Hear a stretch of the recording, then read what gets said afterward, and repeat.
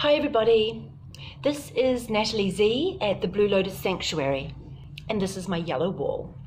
Hi, I run a spiritual hub or centre in Te Kapuna, and we have lots of different events and sessions working with singles and couples, men and women, and children if they need it too.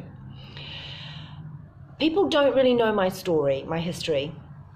So I'm going to start a little bit talking about my history and my connections with the world of Reiki. Sorry if I'm not looking at the right place on the camera. I always get confused with this, so I'm just going to talk. My Reiki journey has been an interesting one. It was the first of my kind of interactions with the energetic spiritual world, and it came at a time that I was engrossed in the material world with a fairly wealthy man that I was with, and also in the corporate world, working with computers and marketing and support, running around in planes, doing things in all kinds of weird and wonderful places. And how it kind of came to be that I got connected to Reiki was we were living here in New Zealand, and my partner's work dried up here, but he had offers in England. And he was English by birth. So we travelled over there for him to do a few contracts. And at the same time, a business that I was involved in called Rampage, that was selling memory into the computer industry, had hit a wall financially, and my business partner wanted to invest, an investor to come in, and I didn't feel comfortable with that. So I exited that situation and went away with my partner at the time. So because he was English and we weren't married, I couldn't legally work there, and I'd left everything behind, so it was like I had time to reinvent myself. And one of the things I did was went to the library almost every second day and got out piles and piles of books on all the different things I was interested in, and that led to me being known in the library, because the ladies out the back apparently would say, "Oh, did you see what she was looking at today? She picked up that thing on crystals and Reiki and all this other stuff." They were like, "Oh, you're very interesting." It was kind of funny. So it led me to Reiki. I did my Reiki with a really cool Reiki master in Leeds, and I travelled for 2 hours each way to get to him. And he was of the strict philosophy of Reiki that you had to do your number 1, and then you needed a good 3 months to integrate that energy before moving on to number 2. It was kind of coming to the time when we were leaving, and I wanted to do my Reiki too before I left England. So I became connected with another teacher. Her name was Glenacina Ranson, and I've tried to look her up recently and unsuccessfully. So my connection with her was actually very interesting. I did Reiki and another system that was connected with it that I later discovered was connected to my husband, who is now my ex. And even when I was in the training with her for a couple of intensive weekends, 4-day blocks, she was a clairvoyant, and at one point she said to me, "You're taking this other system, this Sikkim, to New Zealand." And she was very strong in her, "You're taking Sikkim to New Zealand, you're taking it to New Zealand." And she also saw that I would be spending time in a country that started with A, but she couldn't figure out whether it was Australia or America. As it turns out, it was both. So that's why she was confused. I love it. And as it turned out, I did come to New Zealand, and guess what? I brought Sikkim here because that was Patrick Ziegler, and I brought him here. So yeah, she was right on.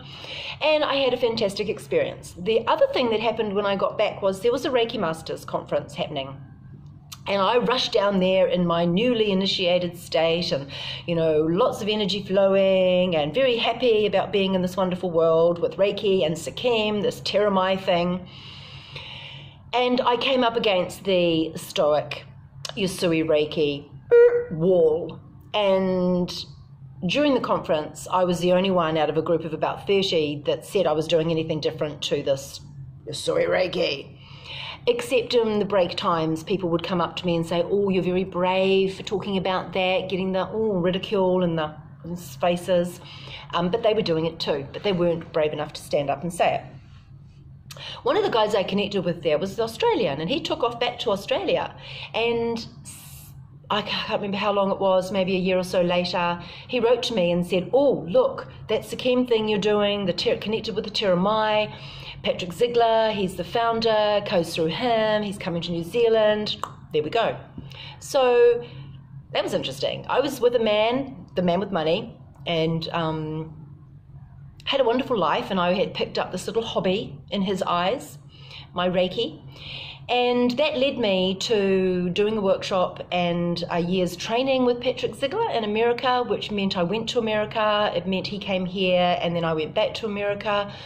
And throughout this time period, we kind of got connected on an intimate level. And my life changed radically because I got pregnant. So I'd known Patrick for 2 years by the time that we were birthing 2 babies. And yet we'd only been in physicality for about 2 weeks of those 2 years. So that whole history of the relationship is another story. But during my process with Reiki, I connected with several other systems that were similar, and I did something called ultimate healing. I did something else in the Reiki field that was sort of connected. Can't even remember what that one was called.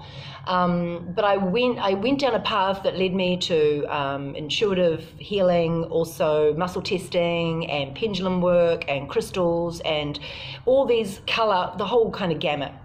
And even at that early stage when I was still with my money man, I was running little workshops for people, integrating Reiki with these other things that I'd found, these other tools that I'd found really, really helpful. And I hadn't even really touched on any of the mental concepts and belief structure stuff that can be rewired, or any of the awakening. This was really just energetic, helping, healing, using energy and these other tools.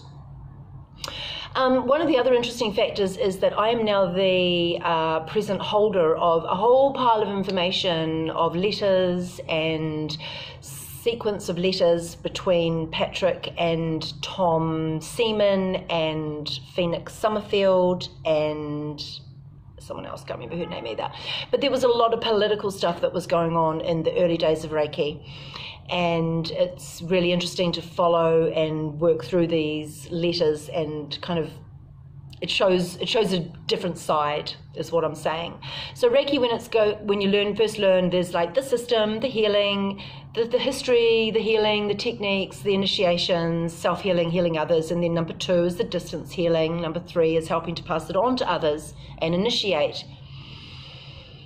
And in my time, I've trained many Reiki teachers, or many Reiki students, over probably 400 at this point.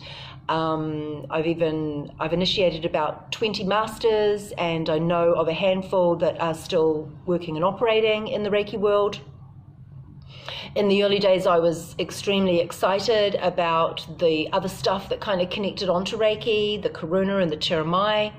I remember going to events, shows and stuff, and there was even someone there at one of them that was doing Karuna Reiki, and this is actually fairly recent compared to the length of time I've done this.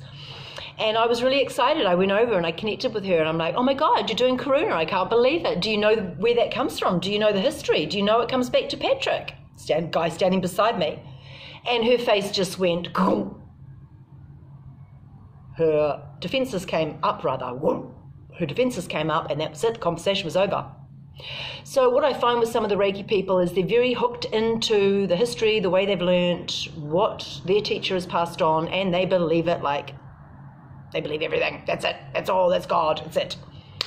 Me, on the other hand, I've always been the researcher, the finder-outerer, and the connector of bits and pieces. And so I've got some really interesting information to share with the people who come and do the advanced Reiki stuff with me, Reiki training with me. Anyway, so all that aside, Reiki is a form of natural healing energy that, when channeled through the body, can help to balance and clear and energize and provide spiritual growth. It's not a system, it's not what I would call the be-all and end-all of spiritual stuff. Reiki is almost like a beginning point. So I love working with not singles, I love working with people who are beginners in this, because even though someone who's been a clairvoyant for 20 years will find an increase in their abilities when they attune to Reiki, the new people that come in off the street and have heard about it or had it recommended from someone and they're trying it for the first time, they can have the most powerful shifts and the biggest, wow, this is amazing. And so I like working with them. Anyway, over the years, of course, the Reiki has I've learned a lot of other things. I love matrix energetics. Matrix energetics I've integrated with my Reiki, and we've got some really cool techniques we use there. And then even the blessing stuff that Patrick came back from India with, I integrate that. Many years ago, going to shows, I used to sell my hugs, $5 a pop, really cheap, but people realized really quick that I would never let go first, so the hugs got too long for the $5 price tag. But over the years and the learnings, it's like we have so much power in ourselves. This Reiki channel, if you like, we all are infrared machines. We emit infrared, and that is one of the bases of the Reiki energy. It's this transference of an energy that's being channeled through us. You could say it's coming in through the crown, down into the heart, out through the hands. The work I've done with the All Love system takes that template and grounds it down into the planet Earth and then brings the energy back up. So it's like you're receiving from both ends into your heart and then letting that flow out. So I work with different energetic templates, if you like. What else can I tell you? The 0 point field in the matrix energetics is a space where anything can happen and anything can change in an instant. People often think about healing as a process or something that you work towards, and they dismiss miracles as being a part of that process. So matrix energetics has really allowed me to look at things differently and expect things to show up differently, and therefore they do. So whatever we're seeing is what we are experiencing. It's not the experience that leads to the seeing of it, it's the other way around. So I like to educate from the perspective of watch what you're thinking, watch what you're speaking, because those are the things that you're creating. We're all creative beings, we're all powerful creative beings on this planet, and the energy moves through us in any way that our intention is directed. So watch where your attention goes, watch what things you focus on, cultivate the watcher in your mind so that you can become aware of how you're spending your energy and how you can shift that if you need to. Some of the awakening stuff I've done more recently. The awakening has been going on for several years. I've loved this awakening concept and idea of peeling off those layers, opening to the idea that none of this fucking shit is real. It's all made up by someone, absolutely every part of it, including the idea of good and bad, which really don't exist, just a concept. Even a lot of the stuff I teach in the corner of Reiki, if you like, I can pull that out and go, it's all bullshit, wake up, and there's a different experience over here through the awakening practices and experiences and exercises that I do. Anyway, that was a little bit of my history with Reiki, and I'm really excited now because I think Reiki is coming back, is having a resurgence. It went kind of underground for several years, and it was a bit kind of, oh wow, Reiki, boring, everyone's a Reiki master. And then every Reiki master went out and became a life coach. Then everyone was a life coach. Now we're going back to Reiki. It's kind of funny. Anyway, I'm going to sign off for now. Remember, this is Natalie Z at the Blue Lotus Sanctuary. So that's blue-lotus-sanctuary.nz. That stands for me, Natalie Z. Hope to catch you soon, and hope you're enjoying my videos. Thank you. Love you all.